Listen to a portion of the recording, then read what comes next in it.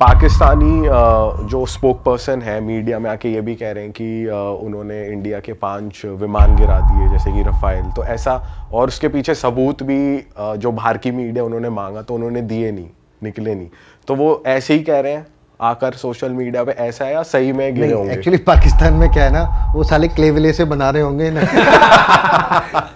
ठीक है, राफेल को गिराना उनकी औकात के बाहर है। विंग कमांडर अभिनंदन अभी ग्रुप कैप्टन है, ठीक है, MiG-21 बाइसन लेके उसने F-16 को ठोका, ठीक है। वो अलग बात है कि बाद में उसका प्लेन क्रैश हुआ, ठीक है, जो हुआ वो ठीक है, बट पॉइंट ये है कि उसने MiG-21 बाइसन से 3rd जनरेशन एयरक्राफ्ट से अमेरिका के 4th जनरेशन एयरक्राफ्ट को ठोका। और मेरी किसी से बात भी चल रही थी, मैं बता रहा था, प्रैक्टिकली अगर आप सोचो ना तो सिर्फ एक तरीका है आज की डेट में कि MiG-21 से आप F-16 को मार रहे हो, उसका तरीका ये है कि आप बिल्कुल उसके पीठ पे चिपक जाओ, भूत की तरह, शैडो की तरह, उसको पता ही नहीं चले। नहीं तो वो अपनी बियॉन्ड विजुअल रेंज कैपेबिलिटीज़ उसकी बहुत अच्छी हैं MiG-21 के कंपैरिजन में, तो वो MiG-21 को बहुत दूर से मार सकता है। MiG-21 का एडवांटेज ये होता है कि उसकी स्पीड और बहुत छोटा सा है, तो उसकी मनूवरेबिलिटी बहुत अच्छी है। यानी कि आप सोचो कि विंग कमांडर अभिनंदन कितना गजब का पायलट होगा जो इतना F-16 के पास पहुंच के चिपक के उसको ठोक के आ गया, राइट। तो पाकिस्तान की लेवल जो है वो ये है, क्योंकि अमेरिका को भी उसके बाद कष्ट हुआ होगा, अमेरिका ने भी इनको 2 झापड़ मारे होंगे, बोले तुम हमारा एरोप्लेन लेके गए अब बेइज्जती करवा के आ गए। और पाकिस्तान को ये याद रखना चाहिए कि पिछली बार 1 अभिनंदन आया था, इस बार 1000 आएंगे, और इस बार मारेंगे तो वो गिन नहीं पाएगा। करेक्ट। हमारे गांव में कहते हैं ना कि मारूंगा कम घसीटूंगा ज़्यादा, हाँ। तो वैसे तो पाकिस्तान को तो भागने की जगह नहीं मिलेगी। सर पाकिस्तान के तो पॉलिटिशियन भी कहते हैं ऐसे मसलों में तो हम बाहर चले जाएंगे अपने देश के, हम लड़ नहीं सकते। तो उनके भाग तो गए भाई, उनके आर्म फोर्सेस के, ठीक है। इंडिया में क्या हो रहा है देखो, कंपेयर करो, आप समझो। इंडिया में जो वेटरन्स हैं, मैं हूं या मेरे जैसे और हैं, बहुत सारों के मैंने वीडियो देखे, बहुत सारों ने आर्मी को लेटर भी लिख दिए, वो सब तैयार बैठे। मैंने तो इनफैक्ट एक वीडियो देखा, कोई बहुत बुजुर्ग हैं, कोई 80 साल के हैं, रिटायर्ड वेटरन हैं, और उनसे किसी बच्चे ने पूछा कि लड़ाई होगी तो दादाजी आप जाओगे? दादाजी उठ के खड़े हो गए, बोले लड़ाई लग गई है चलो। तो और वहां पे जो सर्विंग जनरल है उन्होंने अपने बीवी बच्चे भगा दिए इंग्लैंड, राइट, और पता नहीं कितने हजारों ने तो रिजाइन कर दिया पाकिस्तान में। तो अभी आप सोचो, अभी तो सिर्फ भारत सरकार ने बोला कि हम एक्शन लेंगे, तब पाकिस्तान की हालत है, जब एक्शन होगा तो क्या होगा। तो डायलॉग मारना वो सब ठीक है। अभी आप देखना, अभी थोड़े दिन में ना, अगर भारत सरकार ने कुछ और भी अगर आगे किया तो अभी पाकिस्तान वाले, अभी तो कुछ न्यूज़ रिपोर्टर रो रहे थे टीवी पे, आप लोगों ने वीडियो देखे होंगे। जी जी। मैं बता रहा हूँ उनकी सरकार रोएगी, शहबाज शरीफ रोएगा, ठीक है, मुनीर रोएगा, सब रोएंगे, और ये आंसुओं से रोते हुए दिखेंगे आपको मीडिया पे, आप देखना। सर कुछ इंडियन इन्फ्लुएंसर्स है जो अपनी ऑडियंस को ये कह रहे हैं कि अब वहाँ के लोग ये नैरेटिव सेट करेंगे कि तुम इंडिया गवर्नमेंट बेगुनाह को मार रही है, सिविलियंस को अटैक कर दिया, बस इन्फ्लुएंस मत हो जाना तुम इस चक्कर में कि तुम अपनी आर्म्ड फोर्सेस को क्रूअल समझो कि भाई हम सच में ही बेगुनाहों को मार रहे हैं। तो सच में ऐसा सोशल मीडिया नैरेटिव सेट करा जाता है देखो इस ऐसी सिचुएशन में? इसको बोलते हैं साइबर सैबोटाज या साइबर वॉरफेयर, ठीक है, इंफॉर्मेशन वॉरफेयर। सो जब आप किसी देश को डायरेक्ट नहीं हरा पा रहे तो आप क्या करते हो, उनका मनोबल मोरल डाउन करना है, ठीक है।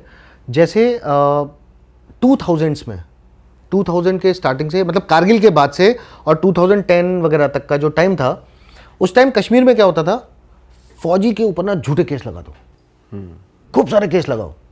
वो तो जब जनरल वीके सिंह चीफ बने और उन्होंने इन्वेस्टिगेशन करवाई तो पता चला कि ऑलमोस्ट सारे ही केस, कुछ छोड़ के, 1-2 छोड़ के, बाकी सारे केस फेक थे। लेकिन उससे हुआ क्या, उससे फौज आ गई बैकफुट पे। अरे यार मेरे पे झूठा केस लग जाएगा, मैं तो इज्जतदार खानदान का हूँ, अच्छे परिवार का हूँ। फौज में है क्या, नाम नमक और निशान। तो हम इज्जत के लिए तो सब कुछ कर रहे हैं, हमारी इज्जत, देश की इज्जत, रेजिमेंट की इज्जत, उसके लिए कर रहे हैं, और आपने इज्जत पे ही ठप्पा लगा दिया तो बैकफुट पे आ गया आप जी। तो अभी जब क्या है कि पाकिस्तान को पता है वो हमसे नहीं लड़ सकता, तो वो ऐसी कोशिशें कर सकता है। अब कुछ भी आ जाए, कोई हमारे फेमस नेता होंगे, कोई भी, उनके कुछ फेक डीप फेक बना दिए, आपके बैंक्स के इंस्टीट्यूट्स को उनको हैक कर लिया। वो कोशिश करेंगे फौज या बाकी डिपार्टमेंट्स के सिस्टम्स को, सॉफ्टवेयर्स को हैक करने की। तो खैर फौज फोर्सेस तो अपना करते हैं, पर एक जनता का परसेप्शन और ओपिनियन बनता है।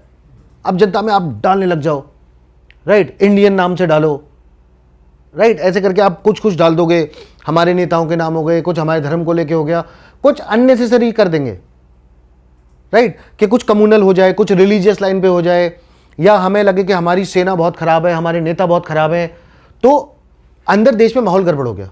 अब जब देश के अंदर माहौल गड़बड़ होगा तो आप सोचो ना कि अगर आपके पास दोनों हाथ भरे हुए हैं तो आप एक हाथ पे फोकस नहीं कर पाओगे। तो भारत सरकार के सामने भी, एडमिनिस्ट्रेशन के सामने ये प्रॉब्लम आएगी कि हम फौज को लड़ाई में सपोर्ट करें या अंदर पहले देश की सफाई करें, ये प्रॉब्लम आ जाएगी। और इससे क्या होगा, हमारी जो फाइटिंग कैपेसिटी है वो रिड्यूस होती है किसी भी देश की, और फायदा किसको होगा, दुश्मन को। तो ये अब क्योंकि आपने ये क्वेश्चन पूछा है, तो जो भी लोग ये वीडियो देखेंगे उनको मैं बताना चाहूँगा कि अगर ऐसी कोई भी इंफॉर्मेशन आती है, कोई भी मिस इन्फॉर्मेशन, आप पुलिस को बताएं।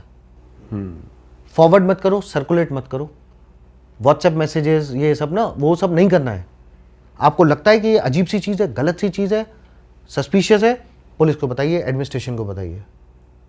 आपको उसको सर्कुलेट नहीं करना है, क्योंकि जैसे ही आपने उसको सेंड और शेयर करा, आप पाकिस्तान के एक पिट्ठू हो गए, उनकी बातों में आ गए, उनकी बात से इन्फ्लुएंस हो गए एक तरीके से। आप ये भी नहीं करना, अरे यार ये देखना ये झूठ है कि सच है, यार को भी नहीं पता, आपको भी नहीं पता, पुलिस को पता है, पुलिस को बताओ। हमारे साइबर सेल्स हैं, पुलिस को आप बताइए, वो पूरा इन्वेस्टिगेशन करके लाएंगे।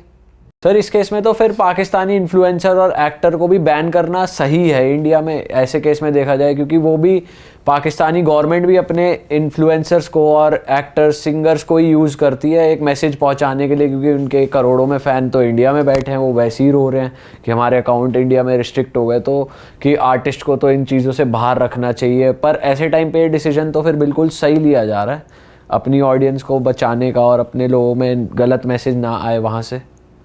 देखो इसके ना 2 पॉइंट्स में जवाब देता हूँ। एक पहला तो ये बताता हूँ कि मैं कहीं तो एक बर्गर या सैंडविच खा रहा था, उस पर नीचे वो कागज़ की प्लेट होती है जी, उस पर बड़ा बड़ा लिखा हुआ था डू नॉट ईट दिस।